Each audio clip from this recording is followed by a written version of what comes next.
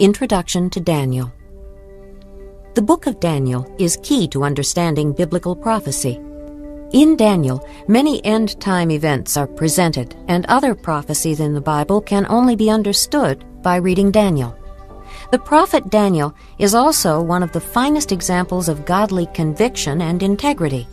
As a young man, about the age of 15, Daniel was taken captive to Babylon when the armies of Babylon first came to Jerusalem in 605 BC. There he lived faithfully under Babylonian and then Persian rule.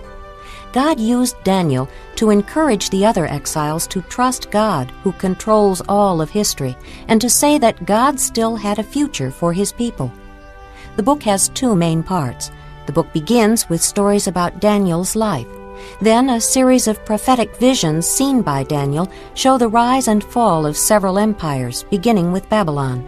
Included in this second part of Daniel is an extended time of the domination of Israel by nations called the Times of the Gentiles, and the prophetic themes about the Antichrist, the Great Tribulation, and the coming of Messiah. Daniel, chapter 1. In the 3rd year of the reign of Jehoiakim, king of Judah, Nebuchadnezzar, king of Babylon, came to Jerusalem and besieged it. And the Lord delivered Jehoiakim, king of Judah, into his hand, along with some of the articles from the temple of God. These he carried off to the temple of his God in Babylonia, and put in the treasure house of his God. Then the king ordered Ashpenaz, chief of his court officials, to bring in some of the Israelites from the royal family and nobility, young men without any physical defect, handsome, showing aptitude for every kind of learning, well-informed, all the magicians and enchanters in his whole kingdom. And Daniel remained there until the 1st year of King Cyrus. Of gold. After you, another kingdom will rise, inferior to yours. Next, a 3rd kingdom, one of bronze, will rule over the whole earth. Finally, there will be a 4th kingdom, strong as iron. For iron breaks and smashes everything. And as iron breaks things to pieces, so it will crush and break all the others. Just as you saw that the feet and toes were partly of baked clay and partly of iron, so this will be a divided kingdom. Yet it will have some of the strength of iron in it, even as you saw iron mixed with clay. As the toes were partly iron and partly clay, so this kingdom will be partly strong and partly brittle. And just as you saw the iron mixed with baked clay, so the people will be a mixture and will not remain united any more than iron mixes with clay. In the time of those kings, the God of heaven will set up a kingdom that will never be destroyed, nor will it be left to another people. It will crush all those kingdoms and bring them to an end, but it will itself endure forever. This is the meaning of the vision of the rock cut out of a mountain, but not by human hands, a rock that broke the iron, the bronze, the clay, the silver, and the gold to pieces. The great God has shown the king what will take place in the future. The dream is true, and the interpretation is trustworthy. Then King Nebuchadnezzar fell prostrate before Daniel and paid him honor, and ordered that an offering and incense be presented to him. The king said to Daniel, "Surely your God is the God of gods, and the Lord of kings, and a revealer of mysteries, for you were able to reveal this mystery." Then the king placed Daniel in a high position and lavished many gifts on him. He made him ruler over the entire province of Babylon, and placed him in charge of all its wise men. Moreover, at Daniel's request, the king appointed Shadrach, Meshach, and Abednego administrators over the province of Babylon, while Daniel himself remained at the royal court. Chapter 3.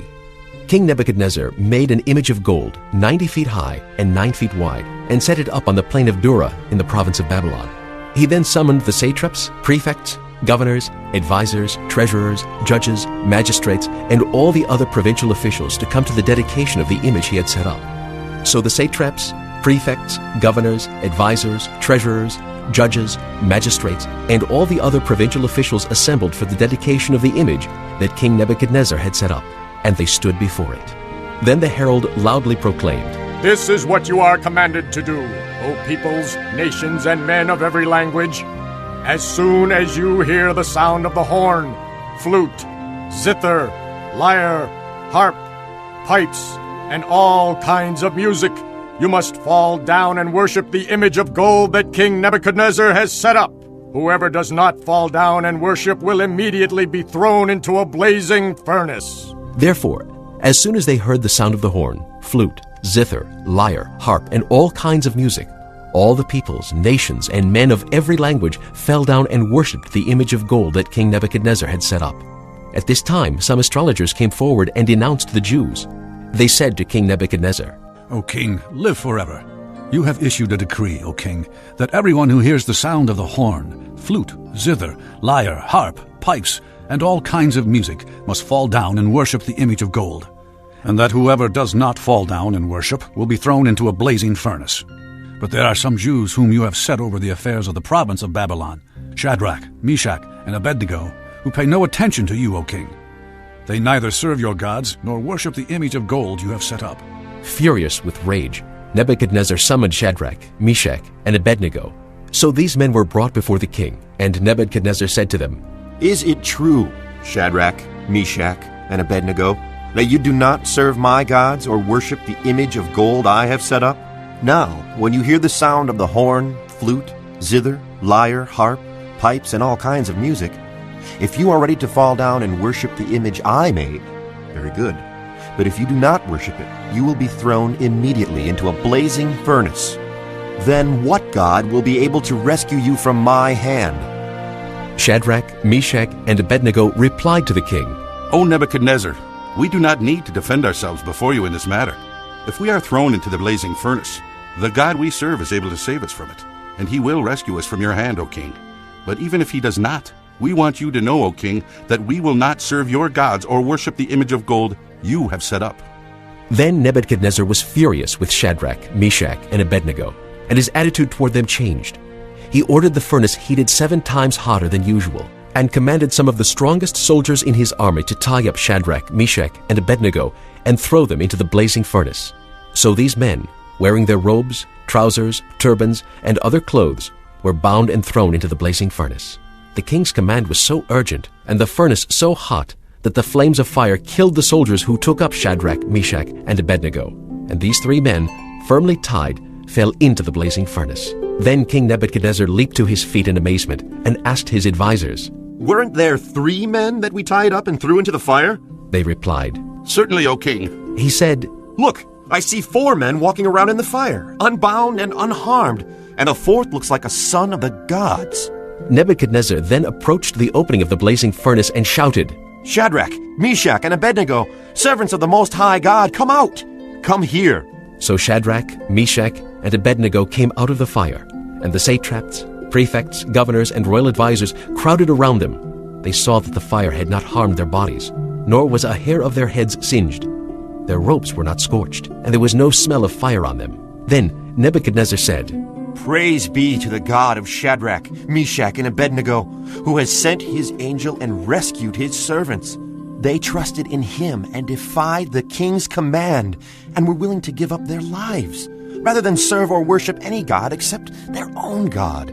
Therefore, I decree that the people of any nation or language who say anything against the God of Shadrach, Meshach, and Abednego be cut into pieces, and their houses be turned into piles of rubble, for no other God can save in this way. Then the king promoted Shadrach, Meshach, and Abednego in the province of Babylon. Chapter 4. King Nebuchadnezzar, to the peoples, nations, and men of every language who live in all the world, may you prosper greatly. It is my pleasure to tell you about the miraculous signs and wonders that the Most High God has performed for me. How great are his signs, how mighty his wonders. His kingdom is an eternal kingdom. His dominion endures from generation to generation. I, Nebuchadnezzar, was at home in my palace, contented and prosperous. I had a dream that made me afraid. As I was lying in my bed, the images and visions that passed through my mind terrified me. So I commanded that all the wise men of Babylon be brought before me to interpret the dream for me. When the magicians, enchanters, astrologers, and diviners came, I told them the dream, but they could not interpret it for me. Finally, Daniel came into my presence, and I told him the dream. He is called Belteshazzar, after the name of my God, and the spirit of the holy gods is in him. I said, Belteshazzar, chief of the magicians, I know that the spirit of the holy gods is in you, and no mystery is too difficult for you. Here is my dream. Interpret it for me. These are the visions I saw while lying in my bed. I looked, and there before me stood a tree in the middle of the land. Its height was enormous. The tree grew large and strong, and its top touched the sky. It was visible to the ends of the earth. Its leaves were beautiful, its fruit abundant, and on it was food for all. Under it, the beasts of the field found shelter, and the birds of the air lived in its branches. From it, every creature was fed. In the visions I saw while lying in my bed, I looked, and there before me was a messenger, a holy one, coming down from heaven. He called in a loud voice, "Cut down the tree, and trim off its branches, strip off its leaves, and scatter its fruit. Let the animals flee from under it, and the birds from its branches. But let the stump and its roots, bound with iron and bronze, remain in the ground, in the grass of the field. Let him be drenched with the dew of heaven, and let him live with the animals among the plants of the earth. Let his mind be changed from that of a man, and let him be given the mind of an animal, till 7 times pass by for him. The decision is announced by messengers. The holy ones declare the verdict, so that the living may know that the Most High is sovereign over the kingdoms of men, and gives them to anyone he wishes, and sets over them the lowliest of men. This is the dream that I, King Nebuchadnezzar, had. Now, Belteshazzar, tell me what it means, for none of the wise men in my kingdom can interpret it for me. But you can, because the spirit of the holy gods is in you." Then Daniel, also called Belteshazzar, was greatly perplexed for a time, and his thoughts terrified him. So the king said, "Belteshazzar, do not let the dream or its meaning alarm you." Belteshazzar answered, My lord, if only the dream applied to your enemies and its meaning to your adversaries. The tree you saw, which grew large and strong, with its top touching the sky, visible to the whole earth, with beautiful leaves and abundant fruit, providing food for all, giving shelter to the beasts of the field, and having nesting places in its branches for the birds of the air, you, O king, are that tree. You have become great and strong. Your greatness has grown until it reaches the sky, and your dominion extends to distant parts of the earth. You, O king, saw a messenger, a holy one, coming down from heaven and saying, Cut down the tree and destroy it, but leave the stump, bound with iron and bronze, in the grass of the field, while its roots remain in the ground. Let him be drenched with the dew of heaven. Let him live like the wild animals until 7 times pass by for him. This is the interpretation, O king, and this is the decree the Most High has issued against my lord the king. You will be driven away from people, and will live with the wild animals. You will eat grass like cattle, and be drenched with the dew of heaven. 7 times will pass by for you, until you acknowledge that the Most High is sovereign over the kingdoms of men, and gives them to anyone he wishes. The command to leave the stump of the tree with its roots means that your kingdom will be restored to you when you acknowledge that heaven rules. Therefore, O king, be pleased to accept my advice. Renounce your sins by doing what is right, and your wickedness by being kind to the oppressed. It may be that then your prosperity will continue." All this happened to King Nebuchadnezzar. 12 months later, as the king was walking on the roof of the royal palace in Babylon, he said, "Is not this the great Babylon I have built as the royal residence, by my mighty power and for the glory of my majesty?" The words were still on his lips when a voice came from heaven. This is what is decreed for you, King Nebuchadnezzar. Your royal authority has been taken from you. You will be driven away from people and will live with the wild animals. You will eat grass like cattle. 7 times will pass by for you until you acknowledge that the Most High is sovereign over the kingdoms of men and gives them to anyone he wishes. Immediately what had been said about Nebuchadnezzar was fulfilled. He was driven away from people and ate grass like cattle. His body was drenched with the dew of heaven until his hair grew like the feathers of an eagle and his nails like the claws of a bird. At the end of that time, I, Nebuchadnezzar, raised my eyes toward heaven, and my sanity was restored. Then I praised the Most High. I honored and glorified him who lives forever. His dominion is an eternal dominion. His kingdom endures from generation to generation. All the peoples of the earth are regarded as nothing. he does as he pleases, with the powers of heaven and the peoples of the earth. No one can hold back his hand or say to him, "What have you done?" At the same time that my sanity was restored, my honor and splendor will return to me for the glory of my kingdom. My advisors and nobles sought me out, and I was restored to my throne and became even greater than before. Now I, Nebuchadnezzar, praise and exalt and glorify the King of heaven, because everything he does is right and all his ways are just, and those who walk in pride he is able to humble. Chapter 5. King Belshazzar gave a great banquet for 1,000 of his nobles and drank wine with them. While Belshazzar was drinking his wine, he gave orders to bring in the gold and silver goblets that Nebuchadnezzar his father had taken from the temple in Jerusalem, so that the king and his nobles, his wives and his concubines might drink from them. So they brought in the gold goblets that had been taken from the temple of God in Jerusalem. And the king and his nobles, his wives and his concubines drank from them. As they drank the wine, they praised the gods of gold and silver, of bronze, iron, wood, and stone. Suddenly, the fingers of a human hand appeared and wrote on the plaster of the wall, near the lampstand in the royal palace. The king watched the hand as it wrote. His face turned pale, and he was so frightened that his knees knocked together and his legs gave way. The king called out for the enchanters, astrologers, and diviners to be brought and said to these wise men of Babylon, "Whoever reads this writing and tells me what it means will be clothed in purple and have a gold chain placed around his neck, and he will be made the third highest ruler in the kingdom." Then all the king's wise men came in, but they could not read the writing or tell the king what it meant. So King Belshazzar became even more terrified, and his face grew more pale. His nobles were baffled. The queen, hearing the voices of the king and his nobles, came into the banquet hall. "O king, live forever," she said. "Don't be alarmed. Don't look so pale. There is a man in your kingdom who has the spirit of the holy gods in him. In the time of your father, he was found to have insight and intelligence and wisdom like that of the gods.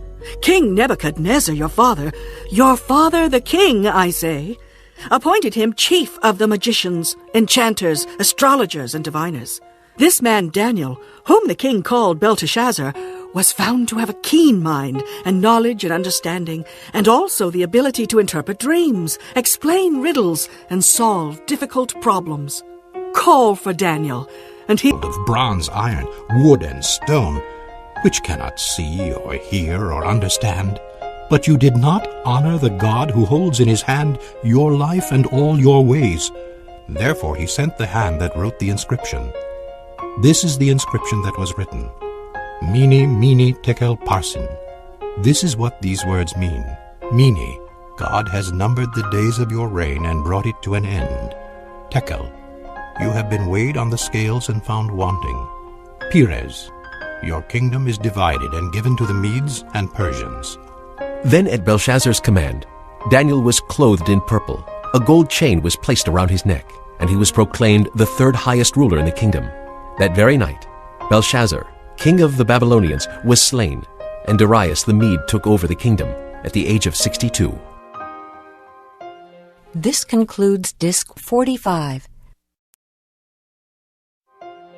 Chapter 6. It pleased Darius to appoint 120 satraps to rule throughout the kingdom, with 3 administrators over them, one of whom was Daniel. The satraps were made accountable to them, so that the king might not suffer, but they were unable to do so. They could find no corruption in him, because he was trustworthy, and neither corrupt nor negligent. Finally, these men said, "We will never find any basis for charges against this man Daniel unless it has something to do with the law of his God." So the administrators and the satraps went as a group to the king and said, "O King Darius, live forever. The royal administrators, prefects, satraps, advisors, and governors have all agreed that the king should issue an edict and enforce the decree that anyone who prays to any god or man during the next 30 days, except to you, O king, shall be thrown into the lion's den. Now, O king, issue the decree and put it in writing so that it cannot be altered, in accordance with the laws of the Medes and Persians, which cannot be repealed." So King Darius put the decree in writing. Now when Daniel learned that the decree had been published, he went home to his upstairs room where the windows opened toward Jerusalem. 3 times a day he got down on his knees and prayed, giving thanks to his God, just as he had done before. Then these men went as a group and found Daniel praying and asking God for help. So they went to the king and spoke to him about his royal decree. Did you not publish a decree that during the next 30 days anyone who prays to any god or man except to you, O king, would be thrown into the lion's den? The king answered, The decree stands, in accordance with the laws of the Medes and Persians, which cannot be repealed. Then they said to the king, Daniel, who is one of the exiles from Judah, pays no attention to you, O king, or to the decree you put in writing. He still prays 3 times a day. When the king heard this, he was greatly distressed. He was determined to rescue Daniel and made every effort until sundown to save him. Then the men went as a group to the king and said to him, Remember, O king, that according to the law of the Medes and Persians, no decree or edict that the king issues can be changed. So the king gave the order, and they brought Daniel and threw him into the lion's den. The king said to Daniel, May your God whom you serve continually rescue you. A stone was brought and placed over the mouth of the den, and the king sealed it with his own signet ring and with the rings of his nobles, so that Daniel's situation might not be changed. Then the king returned to his palace and spent the night without eating and without any entertainment being brought to him, and he could not sleep. At the first light of dawn, the king got up and hurried to the lion's den. When he came near the den, he called to Daniel in an anguished voice, Daniel, servant of the living God, has your God whom you serve continually been able to rescue you from the lions? Daniel answered, O king, live forever. My God sent his angel, and he shut the mouths of the lions. They have not hurt me, because I was found innocent in his sight. Nor have I ever done any wrong before you, O king. The king was overjoyed and gave orders to lift Daniel out of the den. And when Daniel was lifted from the den, no wound was found on him, because he had trusted in his God. At the king's command, the men who had falsely accused Daniel were brought in and thrown into the lion's den, along with their wives and children. And before they reached the floor of the den, the lions overpowered them and crushed all their bones. Then King Darius wrote to all the peoples, nations, and men of every language throughout the land, May you prosper greatly. I issue a decree that in every part of my kingdom, people must fear and reverence the God of Daniel. For he is the living God, and he endures forever. His kingdom will not be destroyed. His dominion will never end. He rescues and he saves. He performs signs and wonders in the heavens and on earth. He has rescued Daniel from the power of the lions. So Daniel prospered during the reign of Darius and the reign of Cyrus the Persian. Chapter 7. In the first year of Belshazzar, king of Babylon, Daniel had a dream, and visions passed through his mind as he was lying on his bed. He wrote down the substance of his dream. Daniel said, In my vision at night I looked, and there before me were the 4 winds of heaven churning up the great sea. 4 great beasts, each different from the others, came up out of the sea. The first was like a lion, and it had the wings of an eagle. I watched until its wings were torn off, and it was lifted from the ground, so that it stood on 2 feet like a man, and the heart of a man was given to it. And there before me was a second beast, which looked like a bear. It was raised up on one of its sides, and it had 3 ribs in its mouth between its teeth. It was told, Get up and eat your fill of flesh. After that I looked, and there before me was another beast, one that looked like a leopard, and on its back it had 4 wings like those of a bird. This beast had 4 heads, and it was given authority to rule. After that, in my vision at night I looked, and there before me was a 4th beast, terrifying and frightening and very powerful. It had large iron teeth. It crushed and devoured its victims and trampled underfoot whatever was left. It was different from all the former beasts, and it had 10 horns. While I was thinking about the horns, there before me was another horn, a little one, which came up among them, and 3 of the first horns were uprooted before it. This horn had eyes like the eyes of a man, and a mouth that spoke boastfully. As I looked, thrones were set in place, and the Ancient of Days took his seat. His clothing was as white as snow. The hair of his head was white like wool. His throne was flaming with fire, and its wheels were all ablaze. A river of fire was flowing, coming out from before him. Thousands upon thousands attended him. 10 but grew up later. I watched the ram as he charged toward the west and the north and the south. No animal could stand against him, and none could rescue from his power. He did as he pleased and became great. As I was thinking about this, Suddenly a goat with a prominent horn between his eyes came from the west, crossing the whole earth without touching the ground. He came toward the two-horned ram I had seen standing beside the canal and charged at him in great rage. I saw him attack the ram furiously, striking the ram and shattering his two horns. The ram was powerless to stand against him. The goat knocked him to the ground and trampled on him, and none could rescue the ram from his power. The goat became very great, but at the height of his power, his large horn was broken off, and in its place 4 prominent horns grew up toward the 4 winds of heaven. Out of one of them came another horn, which started small but grew in power to the south and to the east and toward the beautiful land. It grew until it reached the host of the heavens, and it threw some of the starry host down to the earth and trampled on them. It set itself up to be as great as the prince of the host. It took away the daily sacrifice from him, and the place of his sanctuary was brought low. Because of rebellion, the host of the saints and the daily sacrifice were given over to it. It prospered in everything it did, and truth was thrown to the ground. Then I heard a Holy One speaking, and another Holy One said to him, "How long will it take for the vision to be fulfilled, the vision concerning the daily sacrifice, the rebellion that causes desolation, and the surrender of the sanctuary and of the host that will be trampled underfoot?" He said to me, "It will take 2,300 evenings and mornings. Then the sanctuary will be reconsecrated." While I, Daniel, was watching the vision and trying to understand it, there before me stood one who looked like a man. And I heard a man's voice from the Uli calling, "Gabriel, tell this man the meaning of the vision."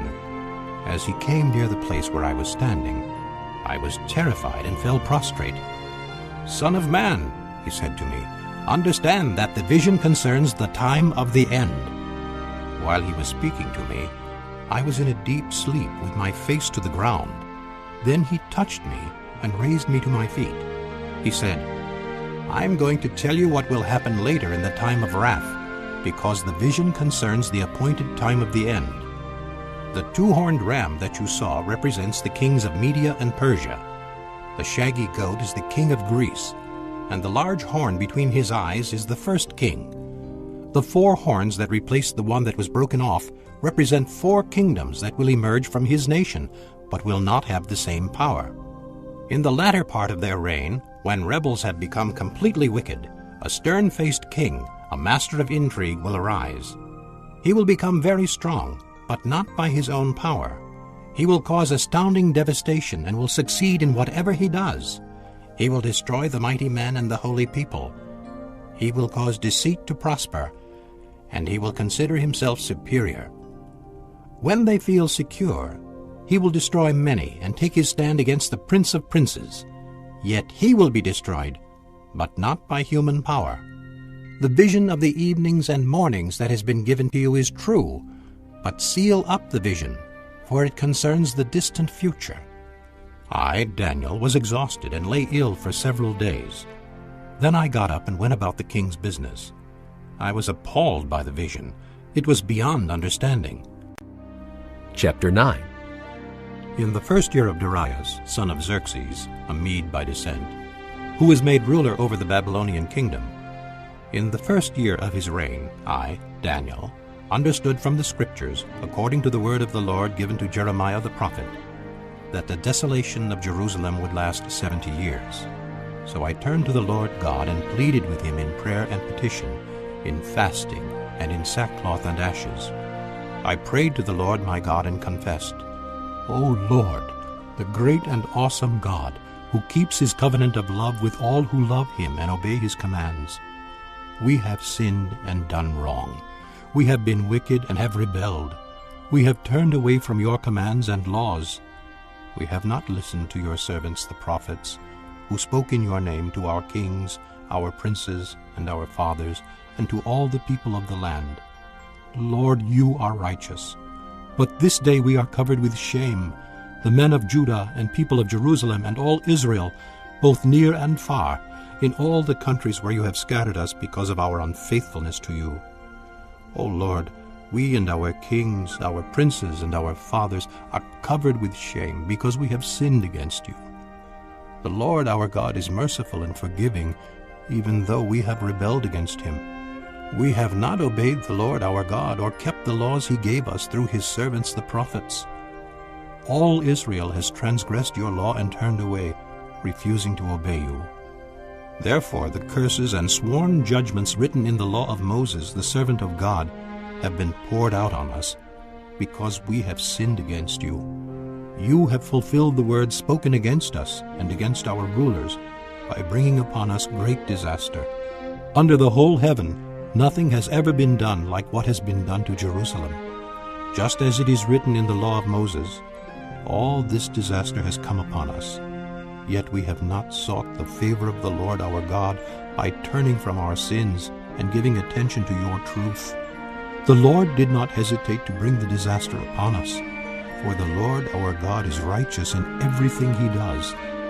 Yet we have not obeyed him. Now, O Lord our God, who brought your people out of Egypt with a mighty hand, and who made for yourself a name that endures to this day, we have sinned. We have done wrong. O Lord, in keeping with all your righteous acts, turn away your anger and your wrath from Jerusalem, your city, your holy hill. Our sins and the iniquities of our fathers have made Jerusalem and your people an object of scorn to all those around us. Now, our God, hear the prayers and petitions of your servant. For your sake, O Lord, look with favor on your desolate sanctuary. Give ear, O God, and hear. Open your eyes and see the desolation of the city that bears your name.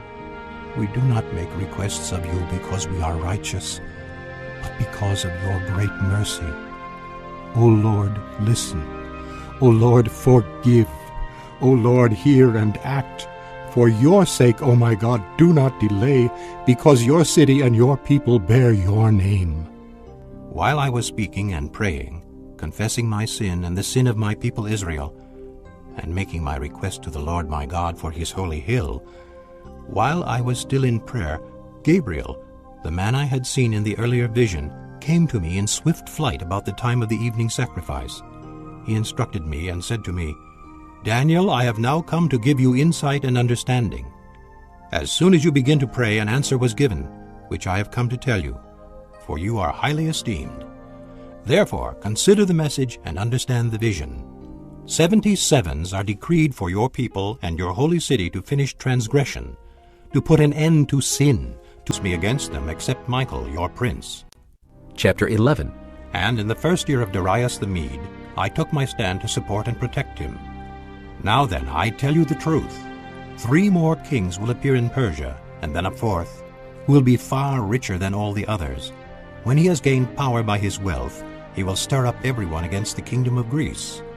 Then a mighty king will appear, who will rule with great power and do as he pleases. After he has appeared, his empire will be broken up and parceled out toward the 4 winds of heaven. It will not go to his descendants, nor will it have the power he exercised, because his empire will be uprooted and given to others. The king of the south will become strong, but one of his commanders will become even stronger than he, and will rule his own kingdom with great power. After some years they will become allies. The daughter of the king of the south will go to the king of the north to make an alliance, but she will not retain her power, and he and his power will not last. In those days she will be handed over, together with her royal escort and her father and the one who supported her. One from her family line will arise to take her place. He will attack the forces of the king of the north and enter his fortress. He will fight against them and be victorious. He will also seize their gods, their metal images, and their valuable articles of silver and gold, and carry them off to Egypt. For some years he will leave the king of the north alone. Then the king of the north will invade the realm of the king of the south, but will retreat to his own country. His sons will prepare for war and assemble a great army, which will sweep on like an irresistible flood and carry the battle as far as his fortress. Then the king of the south will march out in a rage and fight against the king of the north, who will raise a large army, but it will be defeated. When the army is carried off, the king of the south will be filled with pride and will slaughter many thousands, yet he will not remain triumphant. For the king of the north will muster another army, larger than the first, And after several years, he will advance with a huge army, fully equipped.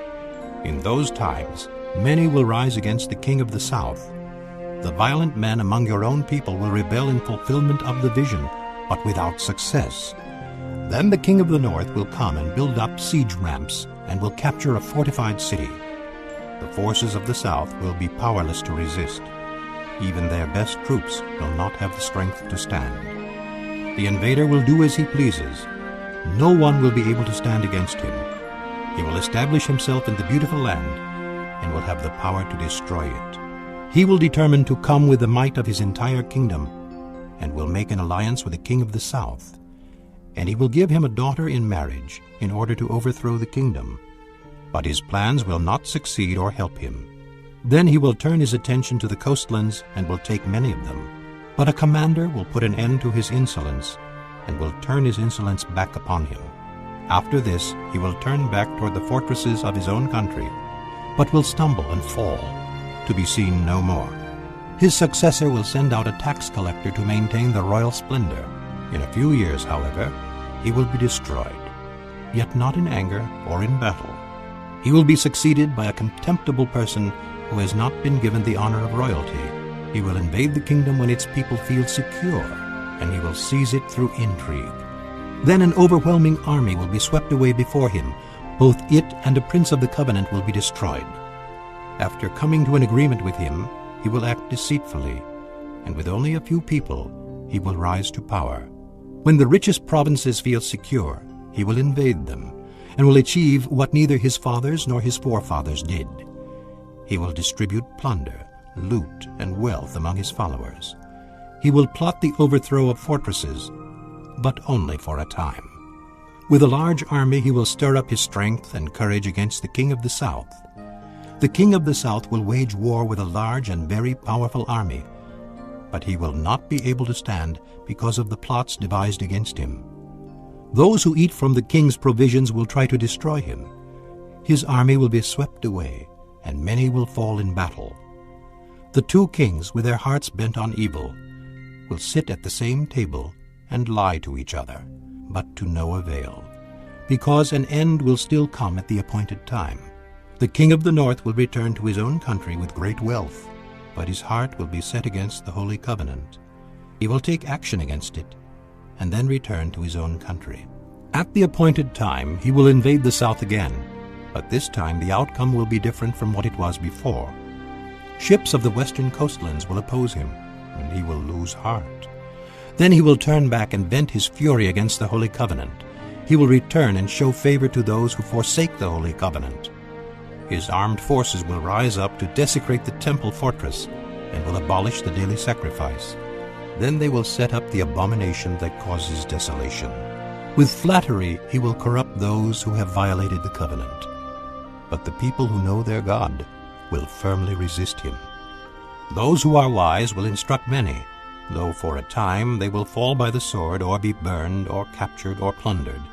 When they fall, they will receive a little help, and many who are not sincere will join them. Some of the wise will stumble, so that they may be refined, purified, and made spotless until the time of the end, for it will still come at the appointed time. The king will do as he pleases. He will exalt and magnify himself above every god, and will say unheard-of things against the God of gods. He will be successful until the time of wrath is completed, for what has been determined must take place. He will show no regard for the gods of his fathers, or for the one desired by women, nor will he regard any god, but will exalt himself above them all. Instead of them, he will honor a god of fortresses, a god unknown to his fathers. He will honor with gold and silver, with precious stones and costly gifts. He will attack the mightiest fortresses with the help of a foreign god, and will greatly honor those who acknowledge him. He will make them rulers over many people, and will distribute the land at a price.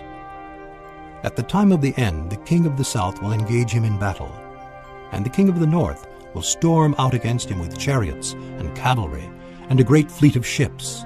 He will invade many countries and sweep through them like a flood. He will also invade the beautiful land. Many countries will fall, but Edom, Moab, and the leaders of Ammon will be delivered from his hand. He will extend his power over many countries. Egypt will not escape. He will gain control of the treasures of gold and silver and all the riches of Egypt, with the Libyans and Nubians in submission. But reports from the east and the north will alarm him, and he will set out in a great rage to destroy and annihilate many. He will pitch his royal tents between the seas at the beautiful holy mountain. Yet he will come to his end, and no one will help him. Chapter 12. At that time Michael, the great prince who protects your people, will arise. There will be a time of distress such as has not happened from the beginning of nations until then. But at that time your people, everyone whose name is found written in the book, will be delivered. Multitudes who sleep in the dust of the earth will awake, some to everlasting life, others to shame and everlasting contempt. Those who are wise will shine like the brightness of the heavens, and those who lead many to righteousness like the stars forever and ever. But you, Daniel, close up and seal the words of the scroll until the time of the end. Many will go here and there to increase knowledge. Then I, Daniel, looked, and there before me stood two others, one on this bank of the river and one on the opposite bank. One of them said to the man clothed in linen, who was above the waters of the river, "How long will it be before these astonishing things are fulfilled?" The man clothed in linen, who was above the waters of the river, lifted his right hand and his left hand toward heaven, and I heard him swear by him who lives forever, saying, "It will be for a time, times, and half a time. When the power of the holy people has been finally broken, all these things will be completed." I heard, but I did not understand. So I asked, "My Lord, what will the outcome of all this be?" He replied, "Go your way, Daniel, because the words are closed up and sealed until the time of the end. Many will be purified, made spotless and refined, but the wicked will continue to be wicked. None of the wicked will understand, but those who are wise will understand. From the time that the daily sacrifice is abolished and the abomination that causes desolation is set up, there will be 1,290 days. Blessed is the one who waits for and reaches the end of the 1,335 days. As for you, go your way till the end. You will rest, and then at the end of the days you will rise to receive your allotted inheritance."